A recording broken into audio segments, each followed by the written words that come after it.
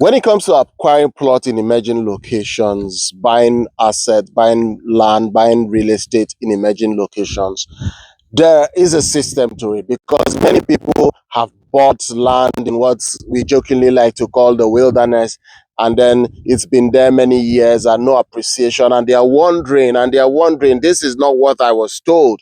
But one thing people don't know, all investments are the same regardless of the sector. Investment is investment, and investment, amateurs follow speculation, professionals follow a system, which is always like a framework.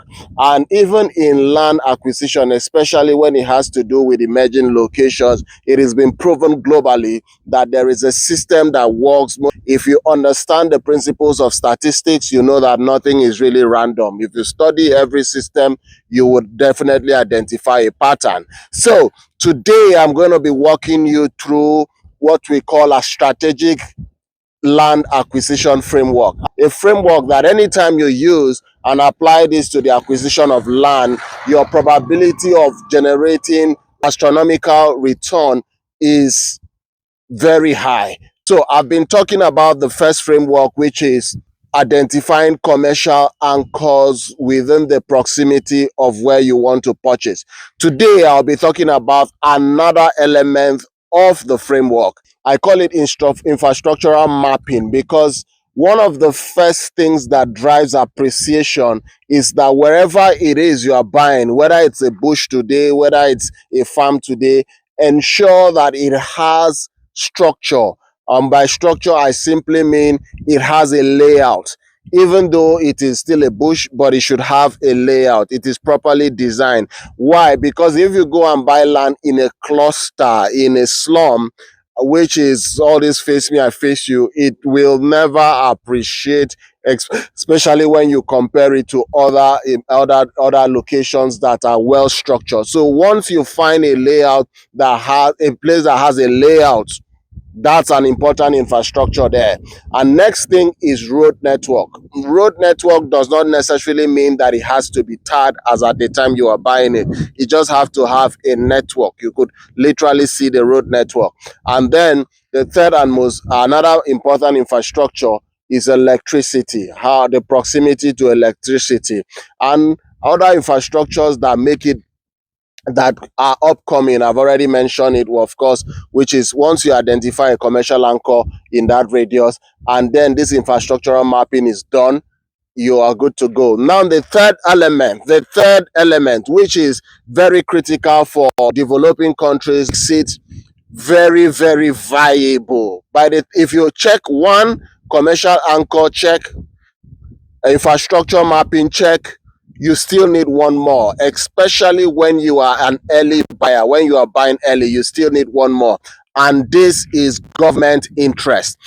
That is a very important element when it comes to acquisition of plots in emerging locations. Government interest. So one of the ways for you to be able to know how to know government interest is, number one, if they are institutions. Closer you are to a government institution, the higher the probability of you seeing that those infrastructure that I've talked about, the infrastructural mapping, will come to you eventually because government has an interest in that location.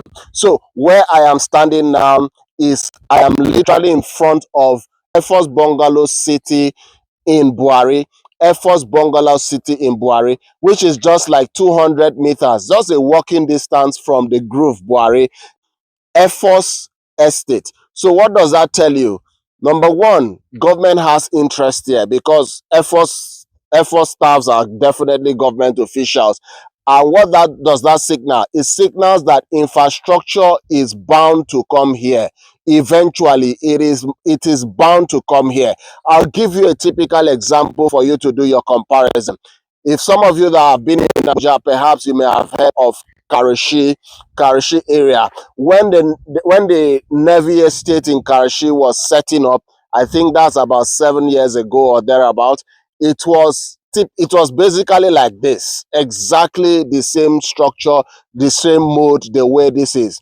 Uh, so now the government interest. If you look at Navy Estate Karachi, it is exactly this Air Force Bungalow City is exactly the way Navy Estate Karachi was like 5 years ago. Exactly the same mapping, the same layout structure, everything exactly the same. And what does that tell you? Governments, because of the scale of the project, you can be sure that the road network, which is already graded, will eventually be tarred. It is guaranteed. Why? Because of government interest in this particular spot. Like you can see, it's just behind me. They have built their prototype already, so it's not like it's speculative. No, that's their entrance. That's their entrance right there, and then you can see a couple of buildings they have already done, which are prototypes of the bungalow city. So that government interest just 200 meters from the Grove Bwari is one of the reasons why we picked this location, because we've seen this play out again and again and again. Some of you know Nav Valley Estate. Nav Valley Estate in what they call Asokore Extension.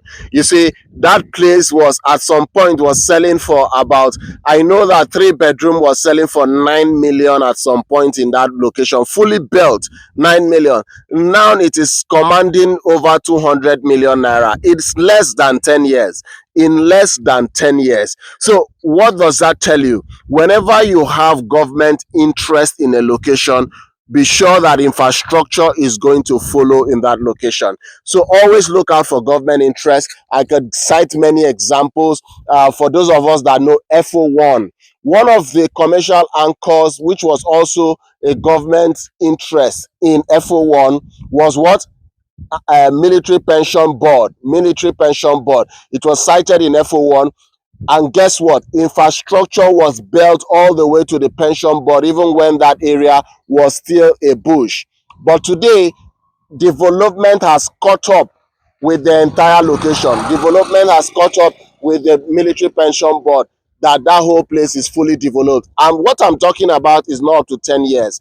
All these places I'm mentioning, if you have been in Abuja, you have witnessed them evolve quietly, but those who move early, especially some people do it randomly, but I've told you statistically, nothing is random. There is always a pattern, and that's why I've taken it upon myself to educate people using this framework, the CIGA framework.